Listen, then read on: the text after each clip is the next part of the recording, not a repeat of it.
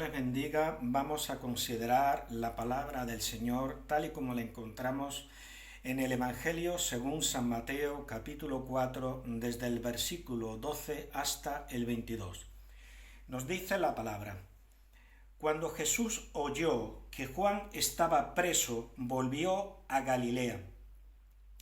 Y dejando a Nazaret, vino y habitó en Capernaum, ciudad marítima, en la región de Zabulón y de Neftalí, para que se cumpliese lo dicho por el profeta Isaías cuando dijo: Tierra de Zabulón y tierra de Neftalí, camino del mar al otro lado del Jordán, Galilea de los gentiles. El pueblo asentado en tinieblas vio gran luz, y a los asentados en región de sombra de muerte, luz les resplandeció. Desde entonces comenzó Jesús a predicar y a decir: Arrepentíos, porque el reino de los cielos se ha acercado.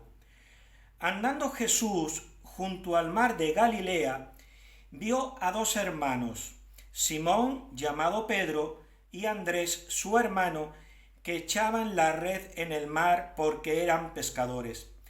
Y les dijo: Venid en pos de mí, y os haré pescadores de hombres. Ellos entonces, dejando al instante las redes, le siguieron. Pasando de allí, vio a otros dos hermanos, Jacobo, hijo de Zebedeo, y Juan, su hermano, en la barca con Zebedeo, su padre, que remendaban sus redes, y los llamó. Y ellos, dejando al instante la barca y a su padre, le siguieron. El Señor bendiga su palabra en nuestros corazones.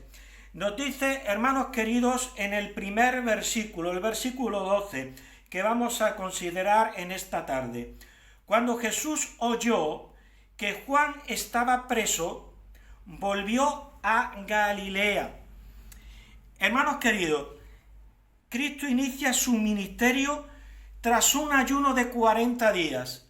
Lo primero que hizo el Señor antes de iniciar su trabajo ministerial es retirarse al desierto y tener un tiempo de comunión y de preparación espiritual. Esto significa, hermanos queridos, que todas las cosas que nosotros vayamos a hacer para el Señor, en primer lugar, tenemos que ir a la comunión íntima con nuestro Padre Celestial, fortalecernos en Él, empaparnos de nuestro Padre Celestial y a continuación, después de ese tiempo de retiro, de preparación en nuestro espíritu, nuestra alma, en nuestro ser interior, entonces ya estaremos listos para trabajar en la obra de Dios. Y cuando digo en la obra de Dios, ya no me refiero al pastorado, ni me refiero tampoco a ser un evangelista de estos itinerantes que van de país en país y de ciudad en ciudad anunciando el evangelio de Cristo. Me estoy refiriendo también, hermanos queridos, sin descartar estos ministerios, a nuestra vida personal de relación con el Señor, porque, hermanos queridos, tenemos una labor, cada cristiano tiene una labor delante de Dios, de llevar la palabra a aquellos que no la conocen. No podemos ser a lo mejor todos predicadores, pero cualquiera puede testificar de Cristo. Tal vez no todos son evangelistas, pero cualquiera puede ser evangelizador. Entonces, hermanos queridos, después de que el Señor tuvo ese tiempo de retiro en el desierto, 40 días de ayuno, en el cual Él se retiró de todo, se fue a la soledad del desierto para estar con su Padre Celestial, ya cuando Él se afirmó en su ser interior y se llenó, se empapó de la comunión con su Padre, entonces inicia su ministerio. Entonces Cristo inicia su ministerio tras un ayuno de oración en íntima comunión con su Padre Dios. Entonces Cristo se preparó para afrontar la obra de su ministerio, fortaleciéndose para superar los ataques que iba a sufrir, hermanos queridos. Entonces, ¿qué fue lo que hizo? Buscar la dirección del Padre. ¿Y qué dice? Vamos a leer de nuevo el versículo 12. ¿Qué dice el versículo 12?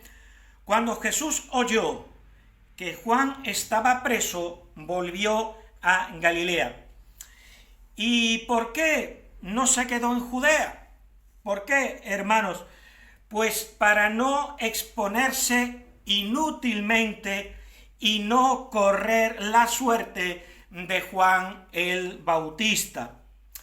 Entonces, hermanos queridos, esto para nosotros tiene una enseñanza, que quien evita la ocasión, evita el peligro. Recordemos ese dicho popular, quien evita la ocasión, evita el peligro.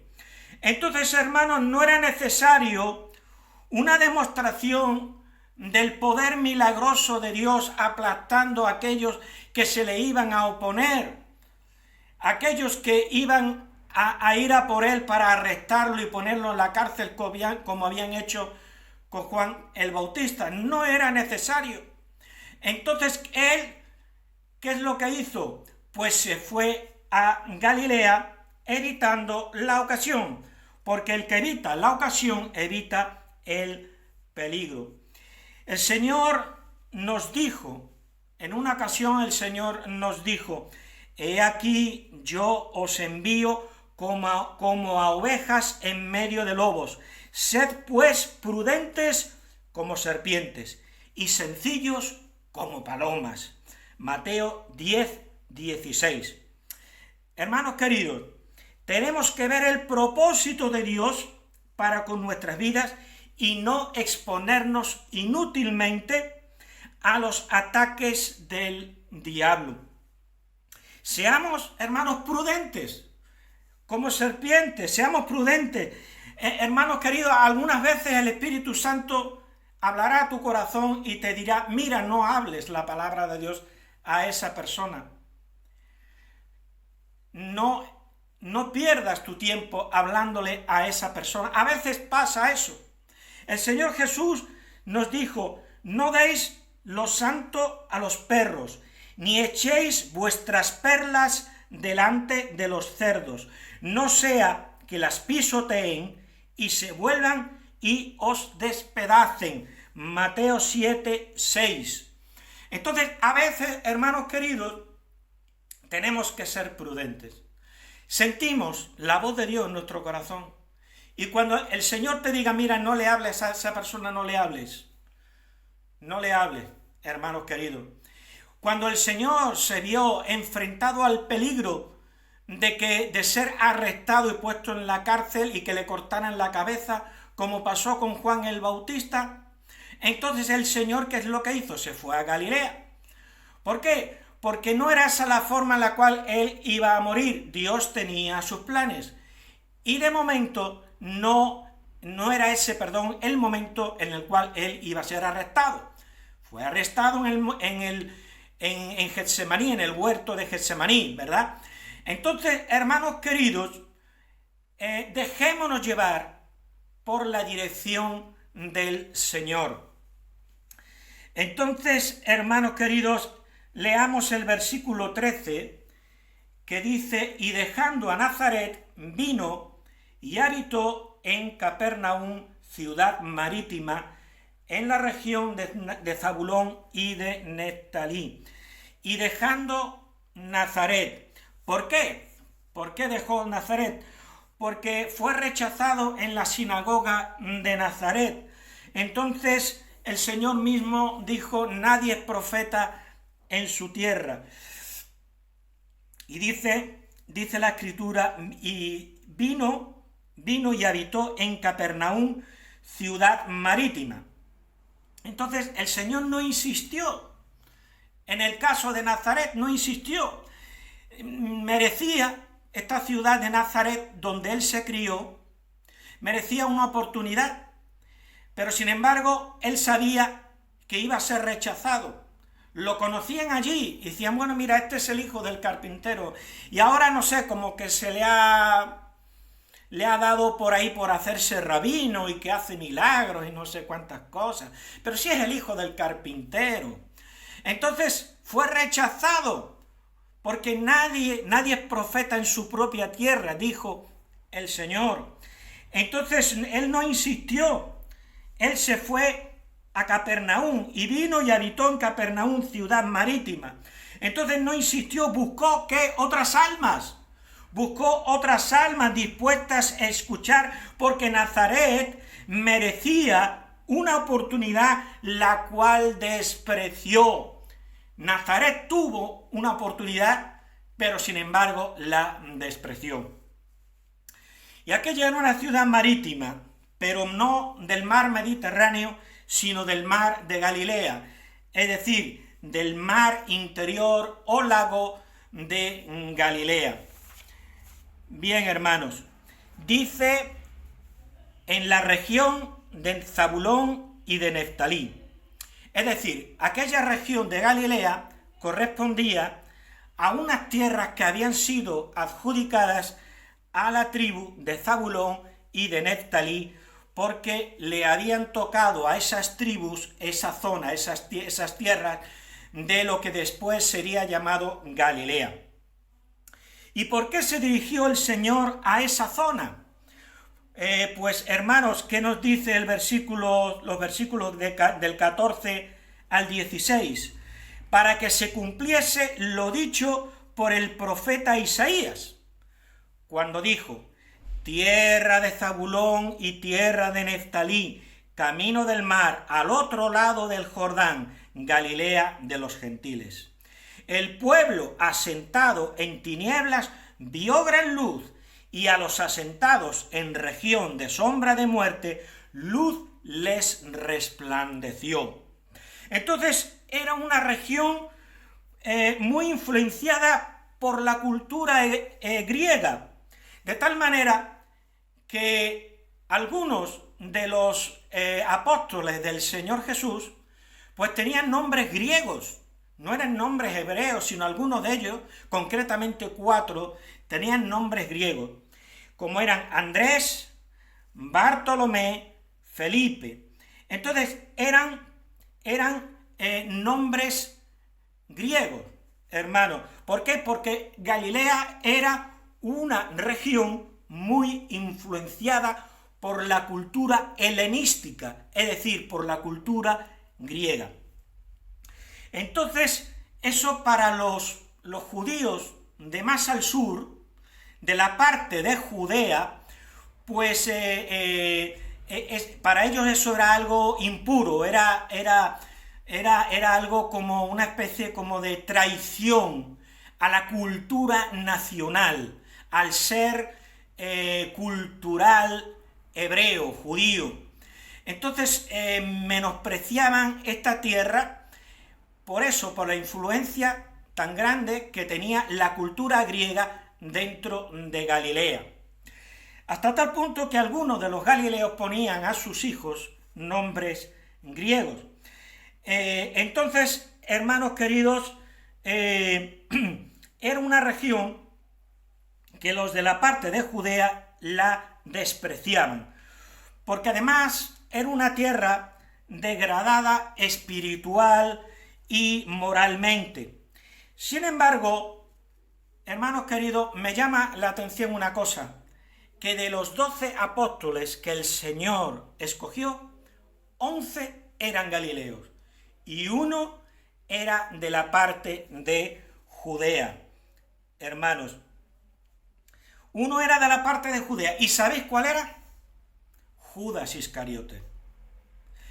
Él era de Iscar, de la ciudad de Iscar, que estaba al sur de Judea. Iscariote significa varón de Iscariot.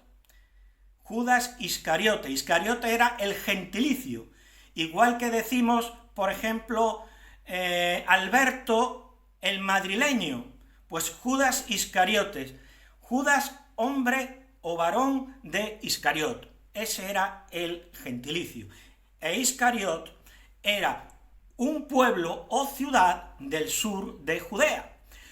Los otros 11 eran todos galileos, pero sin embargo había uno solo que venía de la región de Judea, y fue precisamente, mira por dónde, quien lo vendió. Era ladrón, sustraía de la bolsa y vendió al Señor por 30 monedas de plata. Esto es significativo, hermanos. Entonces, hermanos, Dios no se había olvidado de esa tierra. Dios no se había olvidado de la tierra de Zabulón y de Neftalí, no se había olvidado, hermanos queridos, de Galilea. ¿Por qué? Porque dice la Escritura, el profeta Isaías escribió: el pueblo asentado en tinieblas vio gran luz. Hermanos, vio gran luz. ¿Y qué luz vio? Aquella tierra de Galilea. Jesús, la luz del mundo.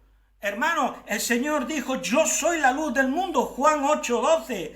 Cristo estaba cumpliendo lo que Isaías escribió 700 años antes en su libro.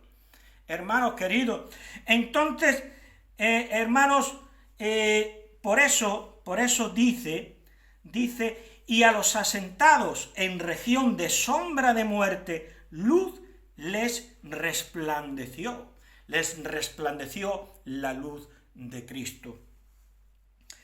Entonces, hermanos, era una región, dice el profeta, región de sombra de muerte. Entonces, la actitud de los religiosos carentes de la vida del Espíritu era el desprecio y el rechazo a aquella tierra y a sus habitantes. En cambio, la actitud de Cristo era acercarse para salvar lo que estaba perdido, hermanos. Dice el apóstol Juan: aquella luz verdadera que alumbra a todo hombre venía a este mundo. Juan 1:9. También vino para los que habitaban Galilea, hermanos. Con más razón, porque aquella era una región, dice la Escritura, de sombra de muerte. Necesitaban con más razón la luz de Cristo, la luz del amor de Cristo, hermanos, gloria a Dios. Por eso el versículo 17 dice: desde entonces comenzó Jesús a predicar y a decir: arrepentíos, porque el reino de los cielos se ha acercado. Hermanos, la primera piedra de la vida cristiana es el arrepentimiento. Un evangelio que no pone por delante el arrepentimiento, que no pone por delante a las personas el conocimiento de que son pecadores, que no pueden salvarse a sí mismos, pero que hay salvación en la persona de Cristo y que tiene que arrepentirse, hermanos, ese no es un evangelio de verdad. Porque el verdadero evangelio está ligado al arrepentimiento. La primera piedra de la vida cristiana es el arrepentimiento. Y también aquí veo un segundo punto. Es Dios el que se acerca a nosotros. Es Dios el que se acerca a nosotros. Porque dice: arrepentíos, porque el reino de los cielos se ha acercado. Porque el reino de los cielos se ha acercado. Hermanos queridos, entonces es Dios el que sale a nuestro encuentro. Hermanos queridos, el reino de los cielos se ha acercado, es decir, su gracia salvadora sale a nuestro encuentro, hermanos queridos. ¿Qué dice el versículo 18? Andando Jesús junto al mar de Galilea. Entonces, hermanos, ¿vosotros creéis que Jesús, cuando llegó allá y empezó a predicar, mirad, arrepentíos porque el reino de los cielos se ha acercado?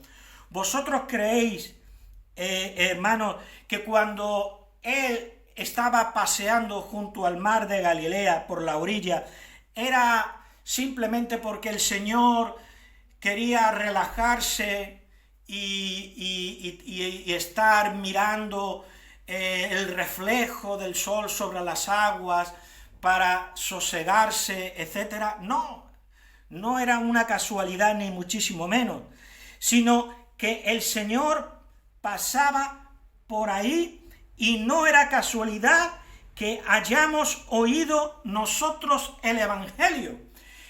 No era casualidad que Él paseara allí a orillas del mar de Galilea. Tampoco era casualidad que tú estuvieras donde estabas y viviendo donde vivías para que el Señor te alcanzara con su Evangelio, con la palabra de la verdad, con la palabra de Cristo.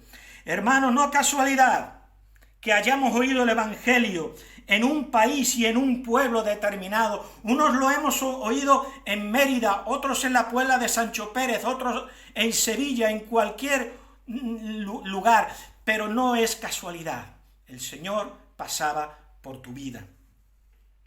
Entonces dice, vio a dos hermanos, Simón, llamado Pedro, y Andrés, su hermano.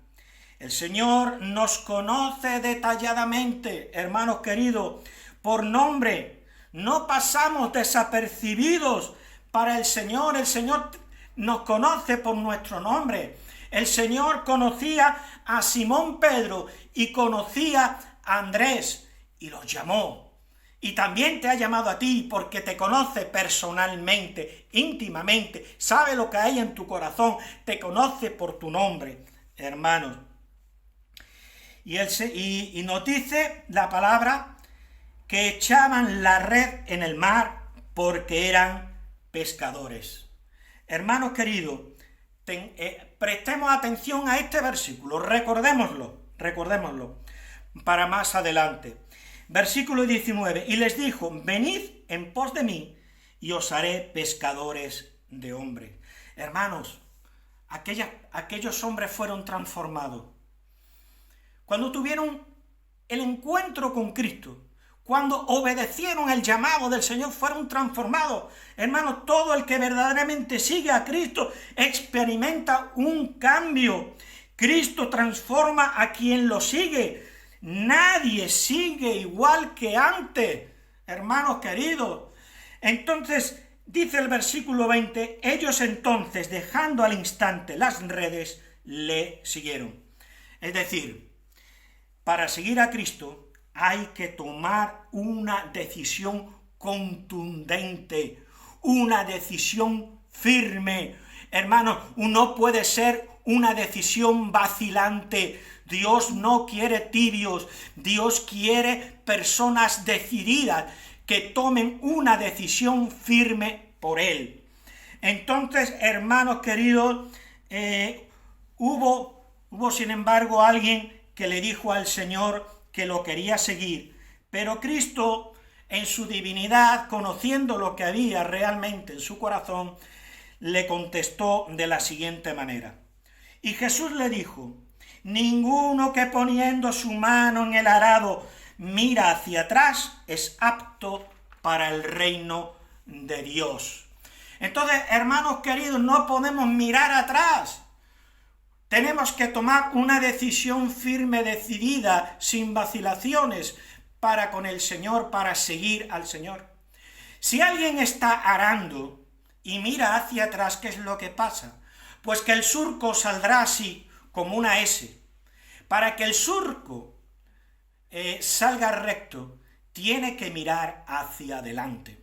Entonces, si queremos llevar una vida recta delante de Dios, tenemos que seguir al Señor puestos los ojos en Jesús, el autor y el consumador de la fe, como dice el apóstol Pablo.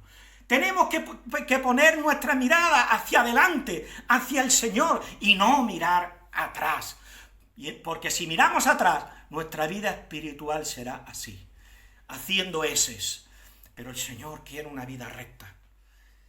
Hermanos queridos, sigamos al Señor, no mirando atrás al mundo, a las cosas viejas del mundo, sino con nuestra mirada puesta en el Señor. Hermanos queridos, vamos a leer los versículos 21-22, que dice, pasando de allí, vio a otros dos hermanos, Jacobo hijo de Zebedeo y a Juan su hermano, en la barca con Zebedeo su padre, que remendaban sus redes, y los llamó. Y ellos, dejando al instante la barca y a su padre, le siguieron. Entonces, hermanos, los conocía a todos por su nombre, a Simón Pedro, a Andrés, a Jacobo, a Juan, hermanos, y los llamó, hermanos.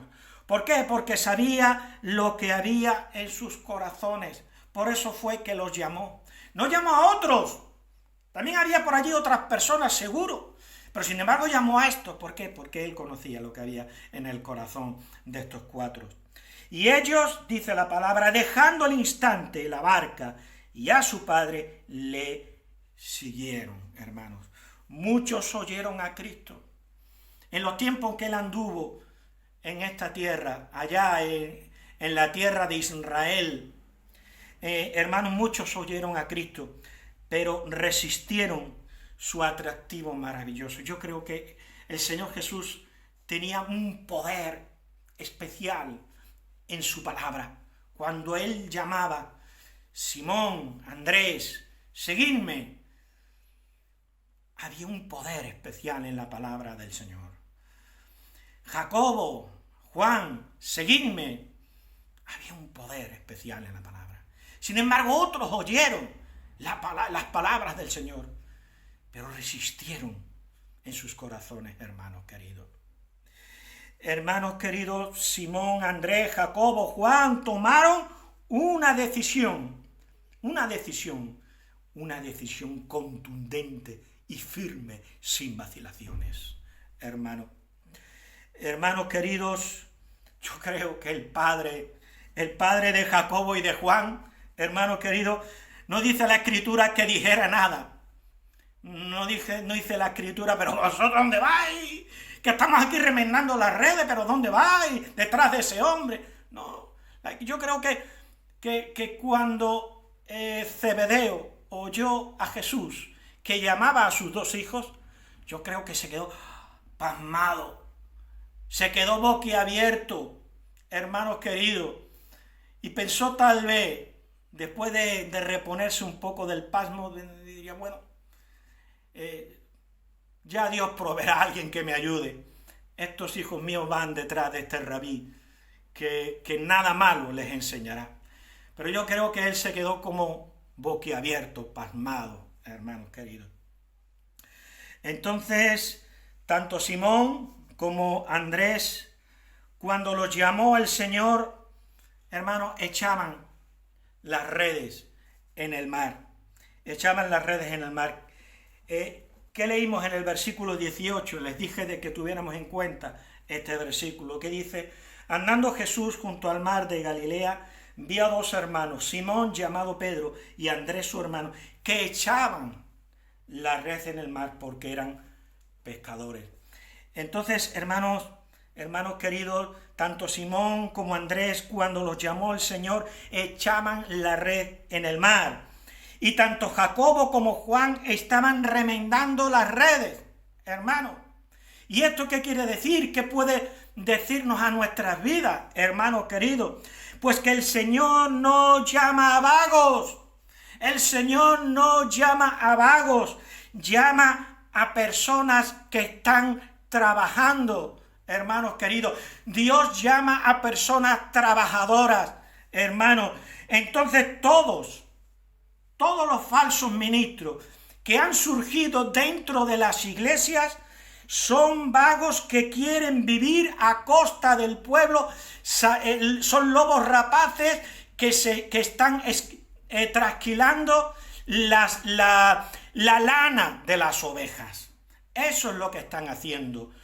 Todo vago, toda persona vaga que llega al ministerio se convierte es en realidad un falso ministro de Cristo, que al final lo que hará será vivir a costa de la lana de las ovejas de Cristo. Hermanos, sin embargo, por el contrario, todos los buenos ministros, todos los buenos ministros que el Señor ha llamado han sido personas trabajadoras y responsables cuando fueron llamados por el Señor, cuando eran inconversos. Hermanos queridos, el Señor os bendiga. Espero que esta palabra llene vuestros corazones y, hermanos queridos, sigamos estas enseñanzas aplicándolas en nuestra vida. Que el Espíritu Santo, que nos llena de su poder santificador, grabe esta palabra en nuestros corazones. El Señor les bendiga. Vuestro pastor Antonio Pérez.